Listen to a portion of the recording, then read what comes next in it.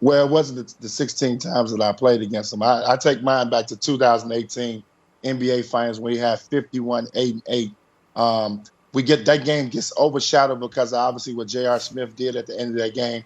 But that was probably the best game I ever seen LeBron play. If you really look at how he scored, the three-point shooting, the in-between game, getting to the basket, the focus that he played with. And you got to remember, he was going against Kevin Durant and the other three All-Stars on Golden State. And LeBron was really out there by himself, and he made those guys unbelievable that night. But that's my favorite game. I love watching that game. That showed you. It put you in that category where LeBron, you saw the whole arsenal. He went to his package that day. You know, Antoine, I love that game. My game is also a huge individual performance. It is the 2007 Eastern Conference Finals, Game 5, when he scores 25 straight, scores 29 of 30, takes the game into double overtime and wins it, sends the Pistons, it's game 6, they still play a little bit more, but basically the Pistons will lose that series. LeBron will go on to the finals. Here's why I think that game is so impressive and still underrated. Our resident LeBron expert has this even at his 9th best performance, which I think is insane.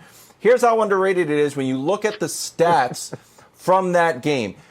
Chris, this is difficult to pull off if you're by yourself in the gym. It's difficult to pull off if you're on a Nerf hoop. It's difficult to pull off if you're shooting balled up pieces of paper in a garbage can. 25 points. He goes 9 for 11, 2 for 2, and 5 for 8 on free throws. And look, he didn't do this against just any old team. This was a Pistons team that was historically underrated. I know they only won 1 championship, but they went to 6 consecutive Eastern Conference Finals. They held LeBron to 10 points in Game 1 of that series. I think it's obviously an amazing performance, but somehow it is still underrated, Broussard. As great as LeBron was, it's interesting because you wonder, would it have happened had Detroit not lost their defensive anchor in that offseason, which was Ben Wallace. Ben Wallace was not there. They had lost him to free agency in Chicago. And so he would have had something to say about LeBron scoring those 25 straight points. But that was a great defensive team for Detroit. But for me, guys, the moment that stands out for me is, I believe it was June 19th, 2016. That's Game 7 in Golden State. There were so many first or greatest elements to this game, as of course is when the Cavaliers came back from the 3-1 deficit to beat Golden State and win the championship. Number one, it was the greatest championship of LeBron's career, I'd say, of the 3. It was the greatest comeback in NBA history. It was the most iconic block shot in NBA history when LeBron pinned, there it is right there, Andre Iguodala against the glass.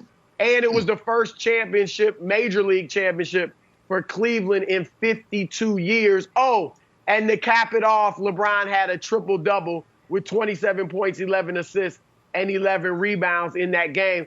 Afterwards, remember, LeBron himself said it was that performance and that championship that made him think he was the GOAT. And on the court, his agent, Rich Paul, was jumping around knowing I was about to go on television and telling me, he's the GOAT now, Chris. He's better than Jordan. Jordan couldn't have done that. He was trying to get into my psyche, so I'd say that on the air, but I held back. But Chris, don't forget, I love that all 3 of you made that shot now. No, you're right. That's true. That might be the biggest shot in NBA history, Antoine. Such an impressive career so far that all 3 of you have such different awesome moments from LeBron James. Some say this year, though, guys, might be his best shot or easiest shot, if you will, to win a title. Antoine, let me ask you, what would a title this season with the Lakers do for LeBron James' legacy? I think it starts that conversation again, put them in the category with Michael and who's the GOAT in the league, because he gets it with 3 different teams. If he happens to win one with the Lakers this year, then you got to think about this year is going to be a little bit harder because the Western Conference is so tough. I think right now we're probably thinking it's going to be the Lakers versus Clippers to get to the finals. So to go through them is going to be very difficult. With probably possibly some tough first and second round matchups. And then obviously the finals, I like Milwaukee to get to the finals. And that could be a very tough series as well. Milwaukee is playing very good basketball this season. So this could, if he wins it this year, now you start that conversation again. You start putting him in that Michael Jordan conversation again. See, I wonder, Antoine, if there's any Jordan, let's say we divide NBA fans into two camps. You've got a Jordan camp and you've got a LeBron camp. I don't know if anyone from the Jordan camp, if he wins this finals, moves over to LeBron camp. Maybe Broussard, and I know that, like you talk about, Antoine, this road to the finals will be very difficult if you've got, I think Portland's going to sneak in. So if you've got to go through Dame and then Harden, Russ, and then Kawhi, and then Giannis, it is a gauntlet that they'd have to get through, and it would certainly be impressive. But Broussard, I just don't know if someone is going to look up in October or if it pushes into November and say, like, you know what? I was a Jordan guy, and now I'm a LeBron guy. I just decided. I don't know if that's going to happen. Do you? Well, first of all, I'm starting to think Wildes is on Portland's payroll because you find a way that you believe in the play. I don't think Dame and CJ believe in themselves as much as you do, but I know. I'm trying to pump them up. I think you have a point, Kevin.